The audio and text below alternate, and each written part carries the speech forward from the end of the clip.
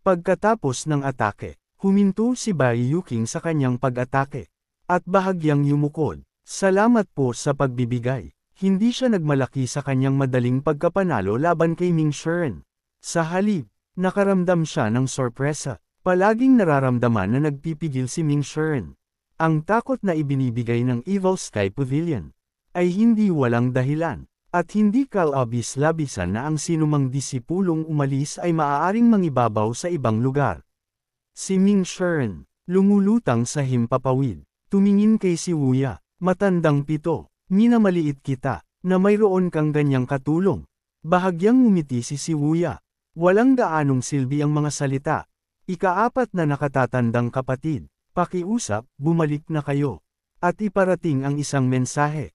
Kay Master para sa akin. Sabihin mo sa kanya na maayos ako. At wala akong sama ng loob sa kanya, ni ang pinakamatandang disipulo. Si Ming Shiren, nagalit sa tugon, nagmura, walang katuturan, nang ahas ka pa ring sabihin na wala kang sama ng loob kay Master. Lubos kang mapanghamak. Pagkatapos magmura, bumaling siya kay Bai Yuqing.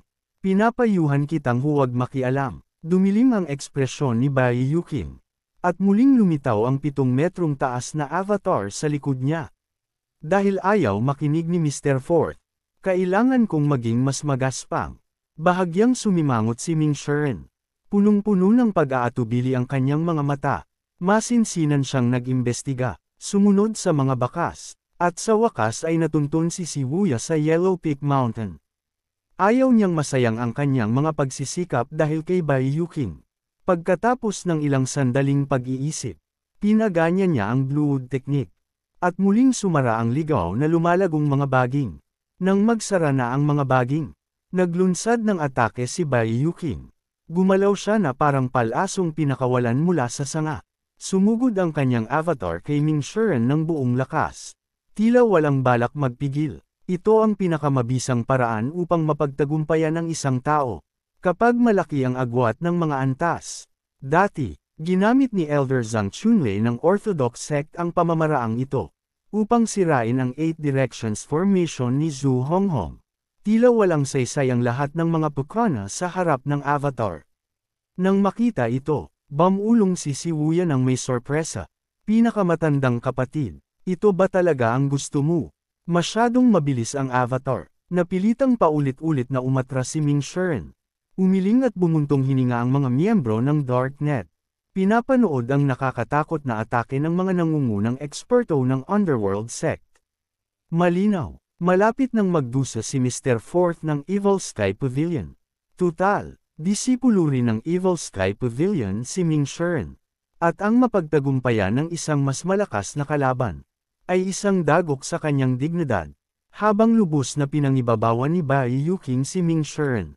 Biglang, isang hindi inaasahang pagbabago ang nangyari. 3 figurang Saiyan ang lumitaw mula sa malayo. Agad na nilalapit ang distansya. Ang 3 figure ay naging 2. Pagkatapos ay 1, at hamarang mismo sa harap ng avatar ni Bai Yuqing. Biglang huminto ang kanyang momentum, na parang sapilitang pinahinto, hindi na makasulong kahit isang hakbang pa. Ang mahabang espada ng figurang Saiyan ay nag-vibrate sa likod niya. At sa isang whoosh, bumunot ito, sumugod pa sulong, nanlungo ang puso ni Bai Yuqing. Nang makilala niya ang nakakatakot na figure sa harap niya, bilang ang demonyong espada na si Yu Xiangrong. Ang espada ng mahabang buhay, nagguhit ng mga arko sa hangin. Tulad ng pulang paputok na bumubukad, bumubuo ng isang hugis pankong hiwa na nakatutok sa avatar ni Bai Yuqing. Umaabot sa hindi kapani-paniwalang bilis. Hindi nakaiwas si Bai Yuqing sa oras. Agad na nahati ang kanyang avatar. Ang pagkasira ng avatar ay katumbas ng isang malubhang pinsala. Ang isang atake na ito ay maaaring magpahirap kay Bai Yuqing sa loob ng kalahating taon.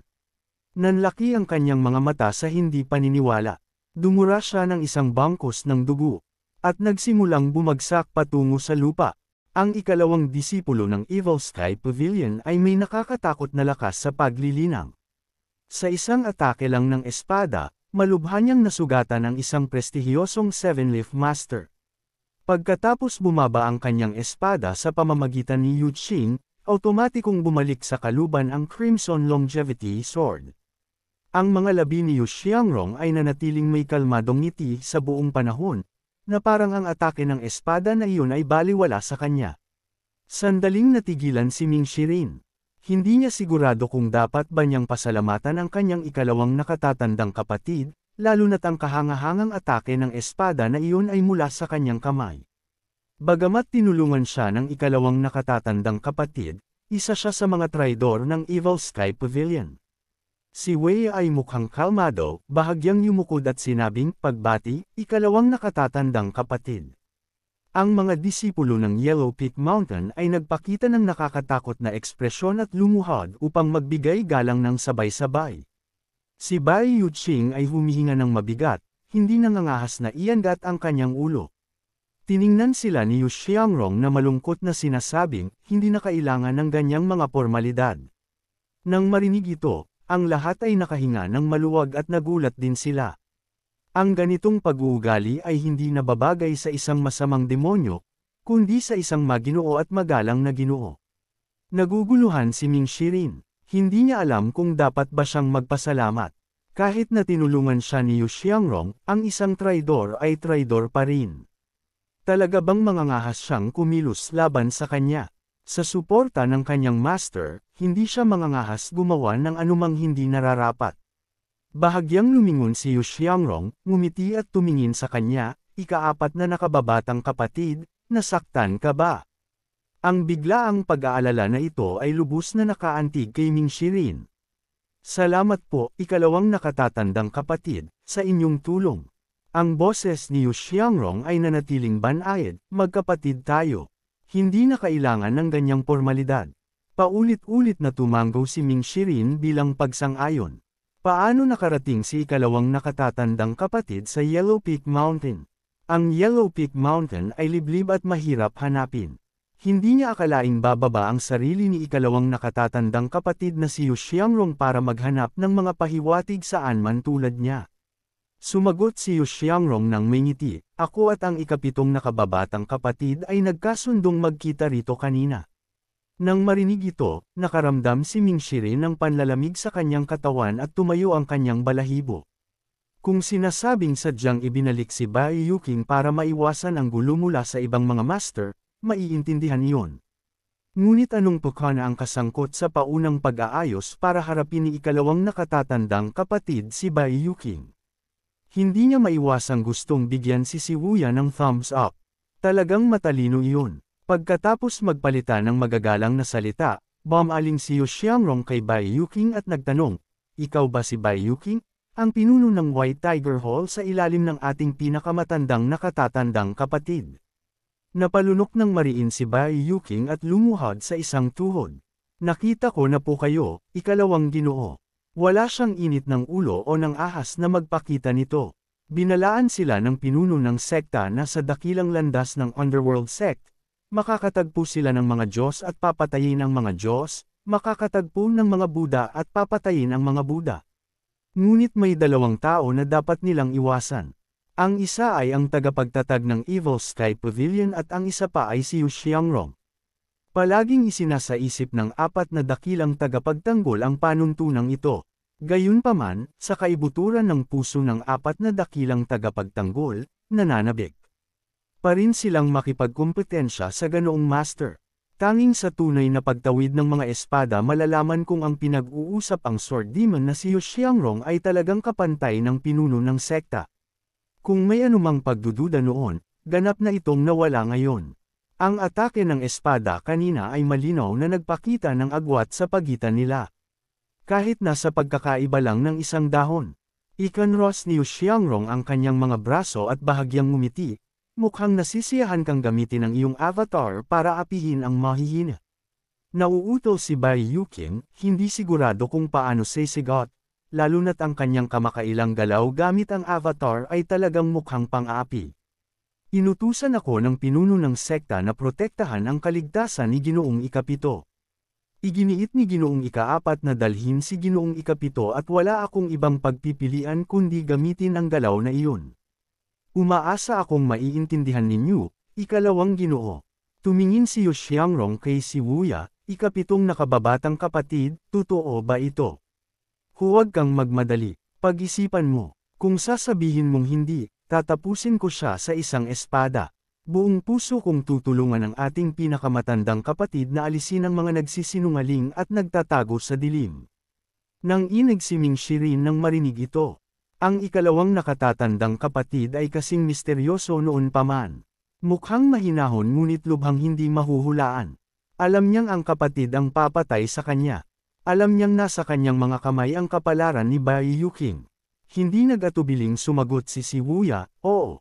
Bahagyang tumanggo si Yu Xiangrong kay Bai Yuqing, paumanhin, Bai Yuqing. Natakot si Bai Yuqing at mabilis na sumagot, hindi po ako mangangahas. Pagkatapos ay tumalikod si Yu Xiangrong kay Bai Yuqing at tumingin kay si Wuya, ikapitong nakababatang kapatid, dahil para protektahan ka, kasalanan mo ito. Mukhang tusong si ikaapat na nakababatang kapatid ngunit lubos siyang tapat at matuwid. Sa kanyang ugali, paano niya ilalagay sa panganib ang iyong buhay? Tama lang na disiplinahin ng isang kapatid ang kanyang mga kapatid. Paano mo hindi igagalang ang iyong nakatatandang kapatid? Walang magawang bamantong hininga si Wuya, tama po kayo, ikalawang nakatatandang kapatid. Tuwang-tuwang tumakbo si Ming Shirin. Talagang naiintindihan ni ikalawang nakatatandang kapatid ang mga bagay-bagay. Matandang ikapito, bumalik ka na sa akin para makita ang ating master. Pagkatapos niyang magsalita, biglang bahagyang umubo si Yu Xiangrong, ikaapat na nakababatang kapatid, pakinggan mo ako. Ang ikapitong nakababatang kapatid ay lubhang matalino at malaki ang naitulong niya sa akin sa mga nagdaang taon. Bigyan mo naman ng respeto si ikalawang nakatatandang kapatid. Pinagpawisan ng malamig si Ming Shirin. Habang nagdedesisyon si ikalawang nakatatandang kapatid. Bahagyang ngumiti si Yu Xiangrong, Wuya, nakababatang kapatid, ibigay mo ang balahibo ng pabo reel, humingi ka ng tawad sa iyong kapatid at hayaan mo siyang bumalik na may maipapakita. Sandaling natigilan si Wuya. Pinagsisisihan niyang pumayag siyang makipagkita rito sa ikalawang nakatatandang kapatid. At nakaramdam din siya ng bahagyang pagkainis mula sa ikalawang nakatatandang kapatid, na maaaring dahil sa pinakamatandang kapatid o kay Yu Qing. Nang mapagtanto niya ito, dali-dali siyang yumukod, totoo ang sinasabi ni ikalawang nakatatandang kapatid. Ikaapat na nakababatang kapatid, naging bastos ako kanina at humihingi ako ng tawad sa iyo. Hindi ng ahas tumutol si Ming Shirin. Dahil dyan, hindi ko na ito ipagdadamdam sa iyo, lalo na't hindi ko naman talaga planong dalhin ka ng maayos. Nang marinig ito, kumaway si Wuya sa kanyang mga tauhan. At di nagtagal, isa sa kanila ang dali-daling lumapit sa ikalawang nakatatandang kapatid.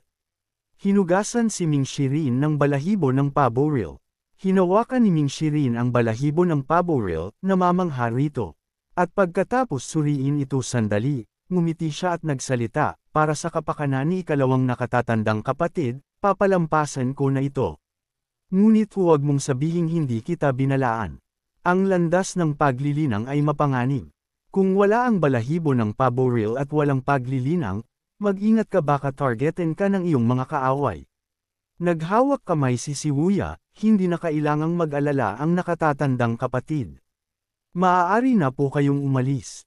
Bahagyang bamantong hininga si Ming Shirin, tinatamad ng ipagpatuloy ang walang saysay na usapan. At sa isang talon, sumirit siya sa himpapawid. Balang araw, mahuhulog ka rin sa aking mga kamay. Ang kanyang boses ay hamina habang nawala siya sa paningin.